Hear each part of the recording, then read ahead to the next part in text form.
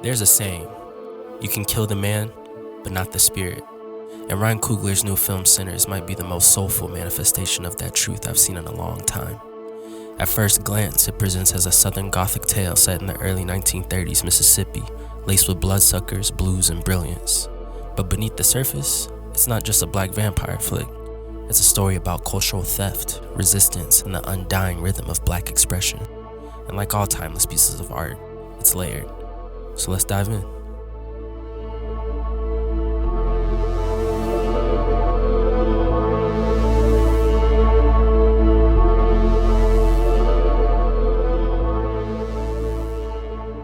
The film instantly brought to mind Robert Johnson, the blues legend who, according to myth, sold his soul to the devil at a Mississippi crossroads in exchange for musical talent. The metaphor, of course, is about desperation, about access, about being shut out from the world unless you give a part of yourself away. In Sinners, Sammy, aka Preacher Boy, played by Miles Caton, is that metaphor incarnate, a vessel of raw ancestral power. He's not targeted by evil because of who he is, but because of what he carries. His voice, his soul, his body, they're all currency in a system that wants to consume, exploit, and control. The black body in this film is more than flesh. It's a conduit, a weapon, a curse, and a gift. This is hinted at in the prologue, where a woman narrates about musicians who, so powerful, can conjure up spirits with their song. After a chilling opening scene, we're taken one day back to a conversation between Preacher Boy and his father, the preacher man.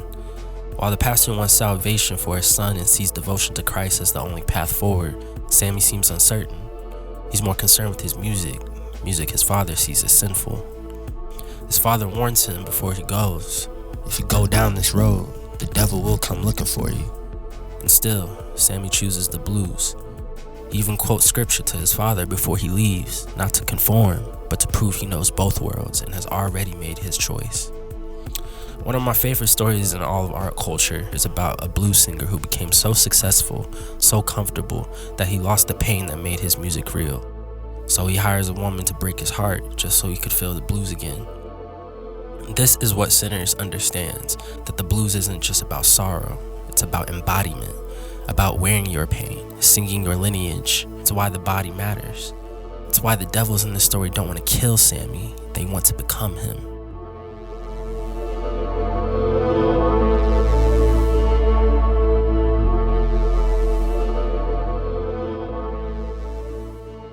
Let's talk about vampires and why they have to be invited in.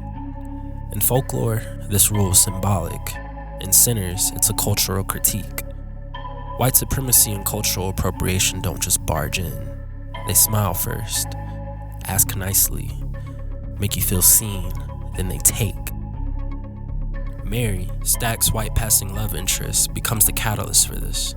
Suspicious of white patrons in a racially tense Mississippi, in an intimate scene between Jordan and Steinfeld, the characters discuss the prospect of letting Remick, Joan, and her husband inside the bar. Stack warns her of the dangers that could arise, as history had shown, but she convinces him to let her handle it privately. Not of malice, of course. She believes she's helping, as the twins' projection for profit is negative right now and they need money. But even with good intentions, she invites exploitation inside. This is how culture gets co-opted. Hip-hop, jazz, slang, fashion, so much of it's stolen after being welcomed in. Once it's no longer ours, it's diluted and bastardized, sold back to us. The vampire rule wasn't just a supernatural gimmick, it's commentary. But the soul don't die.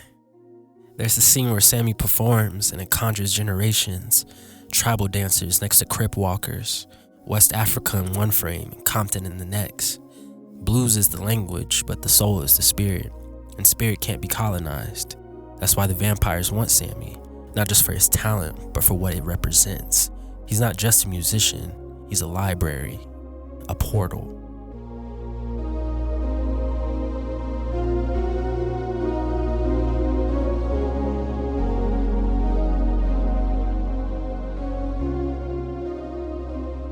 There's a moment when Sammy and the rest of the ensemble realize he is the target. If you go down this road, the devil will come looking for you. And the devil shows up, wearing rhythm like a costume. Once found out though, Remick lays out his intentions very plainly to Smoke and the gang.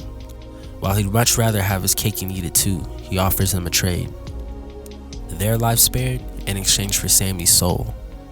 Sammy willingly steps forward to save his friends' lives without hesitation, but they refuse, with Delta Slim declaring that Sammy belongs to us.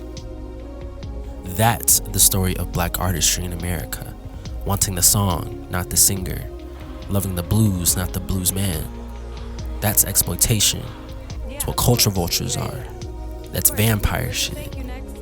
Sinners isn't a horror movie, it's a mirror, a reminder that every time we sing, write, paint, or dance, we're keeping something alive, even if they try to drain it.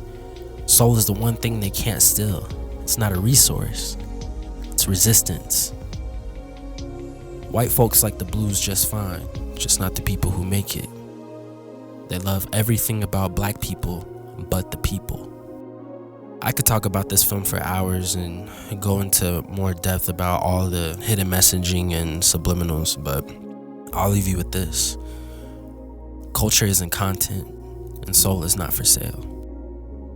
Like, share, and subscribe if this resonated. More breakdowns and conversations soon. Peace.